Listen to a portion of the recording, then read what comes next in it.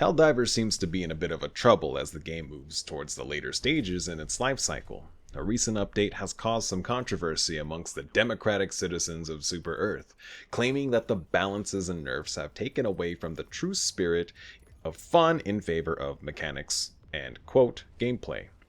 While Helldivers is widely known to be a fan favorite, it hasn't been without its fair share of controversy, from the PlayStation ID being mandatory to the far cries of server stability.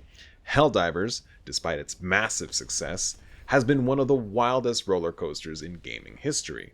You don't believe me? Look at the Steam reviews, which honestly seems to be more bipolar than your Toxic X. The only difference is at least Arrowhead Games will listen to you.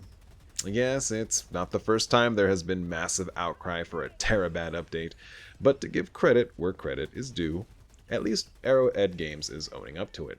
They recently posted a good and fair response to all the outcry, stating that they will look at balancing issues and redesign combat to make it more appealing. To be completely fair, nothing is fun about blowing your stratagems that have a minute-and-a-half cooldown just to kill 2 Bile Titans, only to have 2 more appear alongside chargers, causing you to sprint and dive halfway across the map.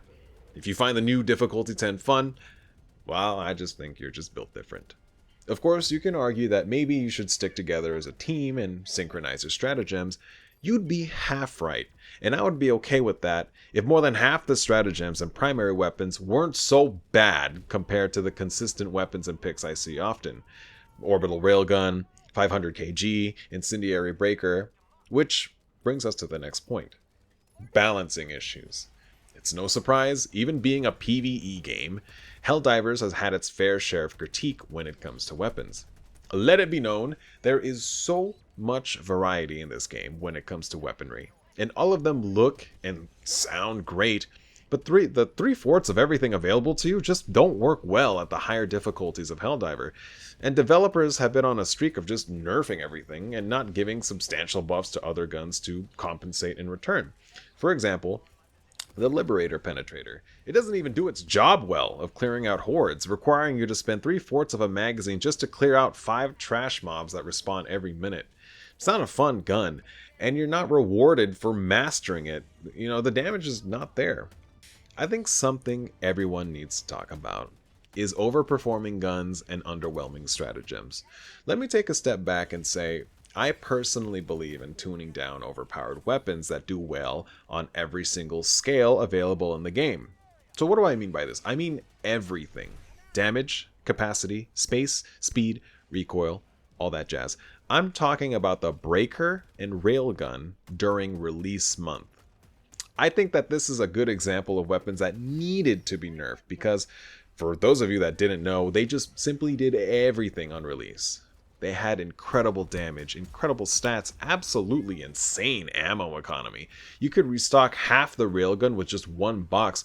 The railgun only took up a shoulder slot and didn't need a backpack, and it didn't need a stationary reload. In the case of the railgun, it had the chance to one-shot Bile Titans and Hulks if aimed right. Nowadays, they're shadows of their former selves, but still viable in the right hands. Recently, the Incendiary Breaker was buffed with the Fire Tick buff, but was nerfed again, causing today's outcry of nerfing and taking away fun.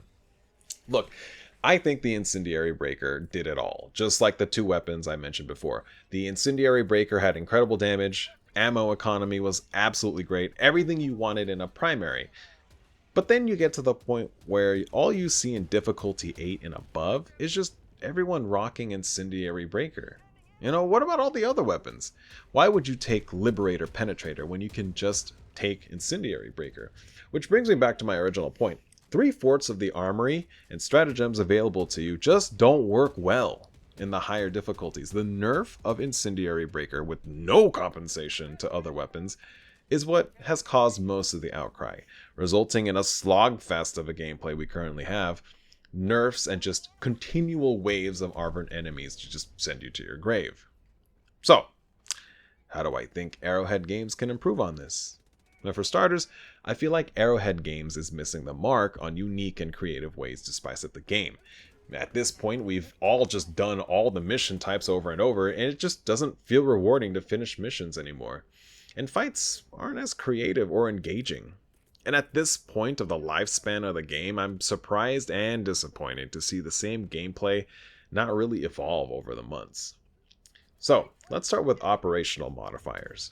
Why do we have so many negative modifiers every planet we step foot into, but positive ones are nowhere to be found? I personally feel that planets should be randomly assigned a positive modifier and a negative modifier. I found it really cool that when the mech stratagem was first released, we were able to call it in without using a stratagem slot. It was a 5th free slot.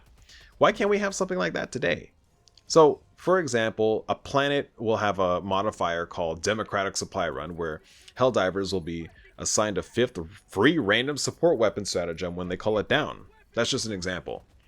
Or maybe a positive modifier that drastically reduces the cooldown on stratagems. Or maybe a modifier that increases the number of reinforcements in a planet. Just spice it up, Arrowhead. What about a daily modifier on a single planet that gives a cooldown reduction of 50% on all stratagems, but cuts the reinforcement pool by 50%? Just imagine the chaos, the moments of sheer brilliance and pure fun, and the creative ways the players will have to do in order to survive down below. Let's talk about weapon creativity. Why can't I charge the Tesla Tower with my arc thrower? Or why can't I have the arc thrower jump long range shots with the Tesla Tower? How about a stratagem that deploys a wave of Liberator drones to sweep the area? And what about 3/4 of our armory not being useful at all at higher difficulties? I'm looking at you, Liberator Penetrator.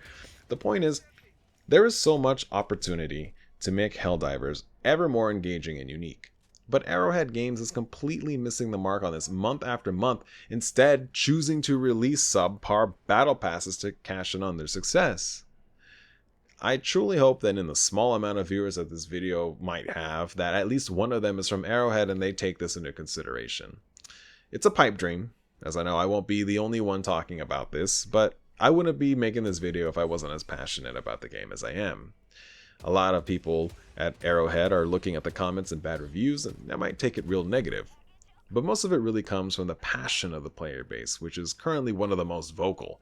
And to be honest, I do believe AH will be able to dig themselves out of this one, but they really do have to do their homework and study what the gamers want. And that's all I have to say in the matter. I still wish nothing but continual success for Helldivers, and I will be looking out for the development changes as they are promising in the future. I'll catch you on the next one. Noir out.